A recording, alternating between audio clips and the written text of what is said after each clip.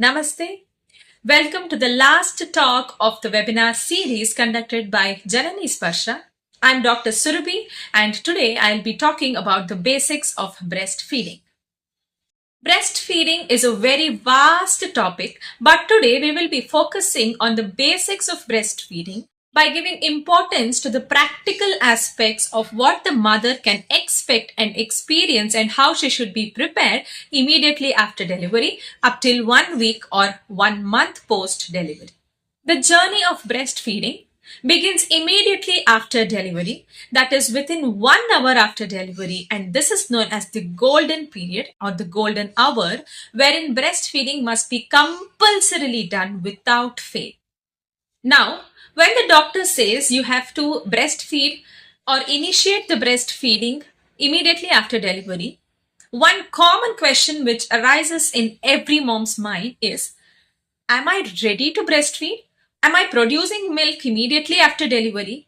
In case of C-section, will I be producing milk immediately after delivery to breastfeed the baby? This is the common question which arises in every mother's mind. But the beauty of breastfeeding is such that immediately after delivery, there is no production of breast milk yet. But the entire process starts from the suckling and the rooting reflex from the baby, wherein the baby nibbles on the nipple, and this passes signals to the mom's brain to produce the hormones necessary to produce and release the milk. So this reflex, that is the rooting and the suckling reflex done by the baby, is a very, very important initiating factor for you to produce or release the milk. Sooner and more the baby suckles or nibbles around the nipple, the brain gets the signals to release the hormones prolactin, which makes the milk, and oxytocin, which releases the milk. Hence, the entire breastfeeding is dependent on the simple rule of demand and supply.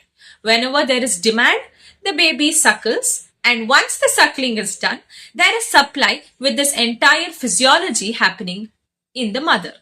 So one thing and the most important to keep in mind is immediately after delivery and up till 3 days post delivery, you may not be producing milk. You may be producing droplets of some secretion, which is exactly not the milk yet. But it is very important to breastfeed your baby, and the caregiver should encourage the mother to feed continuously as much as possible, especially for the first 3 days, to establish this demand and supply chain. The next important thing the mother should keep in mind is how to breastfeed. So when we are speaking about how to breastfeed, the nipple entirely and the dark areola part, 3/4 of it, should be inside the baby's mouth. In the initial days of breastfeeding, when the mother is not aware of the latch or how the baby should suckle on the nipple, there is a tendency that the baby suckles only on the nipple, and this is not a good initiation for the establishment of the breast milk. Nibbling just on the nipple by the baby causes pain in the nipple and blebs on the nipple and other nipple condition, which can be very painful and cause a lot of trouble for breastfeeding. This explains a good latch wherein the entire nipple and 3/4 of the dark areola part is inside the baby's mouth, and the baby just does not nibble on the nipple. Now, talking about the practical aspect at the hospital on the day of delivery, of course, the mother is not yet producing the milk as it is. There is few secretions from the breast, which is nothing but the colostrum. Many of the caregivers from the mother's side and even at the hospital think that this is not milk and this should not be given to the baby. This is completely wrong. And this secretion is so important, and it is known as the colostrum, which is present for the first 3 to 5 days post delivery. Colostrum should not be wiped off thinking that this is so thick, this is so sticky, this is not milk and this is not good for the baby. Colostrum has got lots of antibodies which helps the baby to fight against any of the infections or the microorganisms.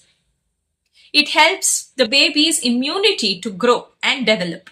So, the normal tendency to check whether the mother is producing milk or colostrum or whatever it is and what is the quantity is to express out and to physically measure it, right? So, on the first 3 days, when you express, you might be getting few droplets initially. And by the end of first day, when there is breastfeeding going on, there might be around 1 spoon of secretions, which is colostrum. So on the second day, this will gradually increase and becomes 1.5 spoon to 2 spoons, which is more than enough for the baby's stomach to be filled. Do remember, of course, the first day itself, the baby feels hungry and its stomach needs to be filled. But what does the size of the stomach be? As small as a cherry seed, and it does not require more quantity to be filled each time. The baby cries, and that is the demand, and that is the cue for hunger. And checking all other hunger cues, the mother can feed the baby too early.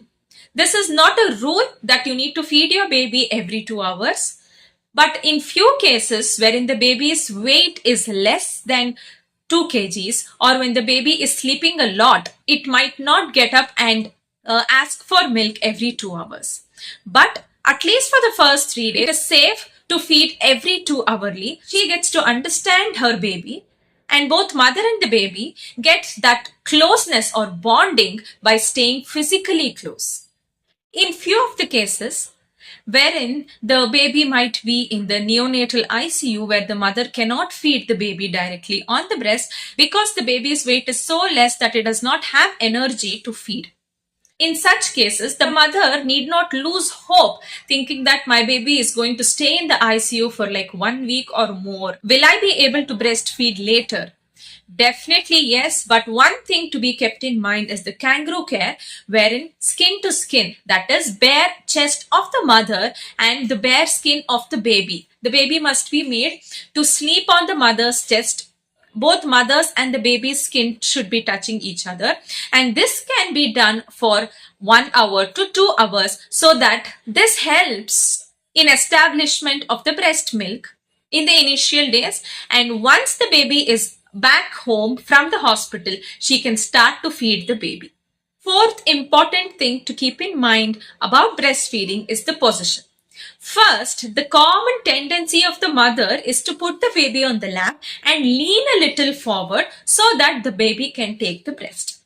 This is the wrong position because it leads to a lot of back pain, and this is not a good position for breastfeeding at all. The breastfeeding does not happen for 5 minutes, 10 minutes, 1 or 2 times a day. For few, it takes up to 40 minutes one session every 2 hours, or for few, it takes up to 10 to 15 minutes every half an hour. It depends on the baby. So, by keeping this in mind, it is important for the mother to maintain an erect position with pillow support, maybe the normal pillow or the breastfeeding pillows, so that she can maintain a good position and does not hurt her back. Make sure the mother keeps good number of pillows for her back support, and keep one pillow on your lap and then place the baby on the pillow so that it is raised and the mother need not lean forward to breastfeed. The fifth common concern is the breast care during the breastfeeding days. Now, few of them ask questions like, should you wipe your breast completely before offering it to the baby? The answer is no. You need not wipe the breast or you need not clean the breast before each breastfeeding session. But if you have applied any cream or ointment in cases of nipple sores, etc., in those cases you might want to wipe your nipple and then start the breastfeeding. But in other cases, there is no requirement to wipe or clean the breast. There is a physiology involved here too. There are few glands in the areola or the dark skinned part of the breast which produces certain enzymes which has a very similar smell of the amniotic fluid, and the baby seeks the comfort with that. The baby is already having the sense of smell of the amniotic fluid for 9 months, right? So this secretions of the areolar glands helps the baby to stay near the breast and suckle for a longer duration, and this comforts the baby. So please do not wipe or clean the breast. especially in the first week or up till the first month post delivery. Before each feeding session, make sure you massage the breast completely and then start the breastfeeding session. This helps in faster outlet of the breast milk. Coming to the next common concern, can the mother breastfeed the baby in sleeping position? Of course, yes, the mother can comfortably lie down in side lying position, place the baby in the sleeping position next to her, elevate the baby a little sideways, and then feed in the sleeping position. The baby does not choke in this position because, giving it a thought, the baby is never in the sitting position to breastfeed in any of the breastfeeding position. Maybe it is the cradle position, football position, side lying position, or the laid back position. In none of these positions, the baby is sitting, right? In all the positions, the baby is sleeping itself, but in a slightly slanting or the elevated manner. Even in the sleeping and side lying position, the baby can be slightly elevated or kept in a slanting position by giving a pillow support, and the mother can feed the baby comfortably. This works best for C-section mothers. Now, you are feeding the baby well, the baby is also taking the milk well, but suddenly there comes a phase wherein the baby is continuously asking for milk and it is very, very uncomfortable when it is not near the breast. You have just fed the baby has slept, you've put the baby on the bed, the baby is up and again asking for milk. Here raises a question that, is my milk not enough for the baby? Should I start formula milk now? Am I producing less? Now, this needs a little understanding about the cluster feeding. The baby, especially up till 1 year of age, is rapidly growing, and there comes phases of physical growth which is very, very rapid, and you might experience overnight increase in size of the baby, or overnight few dresses might not fit the baby. So this phase of rapid growth leads the baby cranky and always want to be with the mother and breastfeed continuously for comfort. This phase is known as the cluster feeding, and this has got nothing to do with whether the baby is not able to feed well or whether the mother is producing less amount of milk. Do not doubt yourself thinking that my milk is not enough for the baby. Also, as the baby grows, it starts to wanting more quantity of milk, and this cluster feeding phase also helps the mother's brain to get the signals that more amount of milk is needed. More the demand, more the supply. The same rules apply here also. Now, after about 1.5 to 2 months, this phase can be clearly experienced by the mother, wherein the baby suddenly asks or demands more by being cranky, crying, irritable, sleepless nights, etc. Especially around the phases when the first teeth appears, then also this cluster feeding sessions are experienced. This is how nature has beautifully made the bond between the mother and the baby to understand each other's signal and help each other grow. Now, how to understand whether the baby is getting sufficient milk? Now, it is very simple, but it appears to be a very head cracking topic, and the mother seems lost most of the times. But do trust yourself and look out for these signs. Using 5 to 6 completely soaked diapers a day is a good sign. The baby is sleeping well. It is sleeping post the feeding session, and it is active when it is awake. Before feeding, the mother feels that the breast is tight and heavy, but post feeding there is lightness and sagginess of the breast. This is one of the signs that the baby is sucking well. Look out for the signs of dehydration, such as dryness of the mouth, dryness of the other parts of the body. And if this is not present, it definitely means that the baby is getting good quantity of milk. Lastly, the baby is gaining good weight every month and it is achieving milestones. Having spoken all of this about breastfeeding, it is important here to note that formula feeding is not a crime or it is not wrong. There are many practical cases wherein the mother will be forced to feed the baby with formula milk. Do keep in mind that even though you're formula feeding your baby, you are doing the best for your baby and there is nothing to feel guilty or low about. Suppose you have started formula feeding at the hospital. Do not discourage yourself saying that the first 3 days itself I could not feed my baby. Will I be ever able to breastfeed my baby? Yes, of course, you can gradually go on to the mixed feeding wherein you can directly breastfeed the baby for about 15 to 20 minutes and then feed the baby with the formula milk.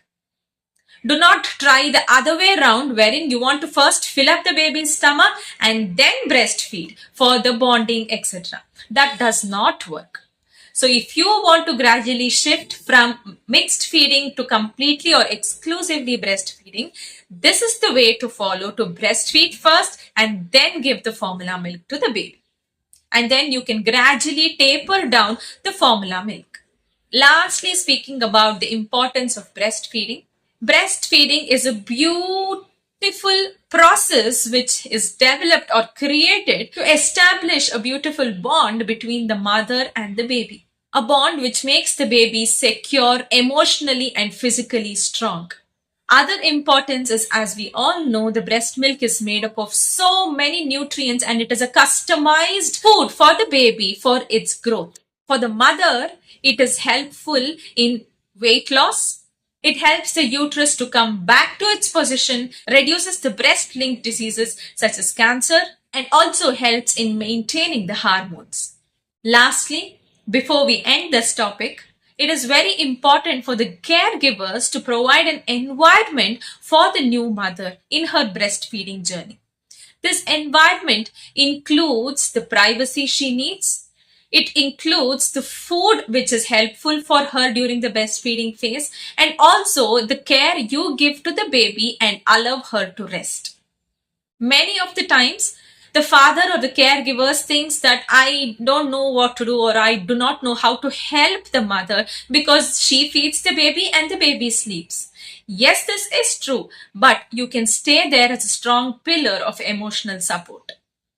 A new mother who is still exploring and understanding her baby and herself with regards to the breastfeeding needs a lot of support from the family members also. Any visitors who are planning to visit, please do ask the mother or the family members which is the comfortable time, because there are so many mothers who are still shy out there to say that the baby needs to be fed and she needs to move inside. She is already in so much of stress and let us not add on to the stress. I hope all of this is received by all of you well. In case of any doubts, please do put it on the comment section. Thank you so much for your support for all the talk series which have successfully been completed this Navaratri. Wishing you all success and good health. Namaste.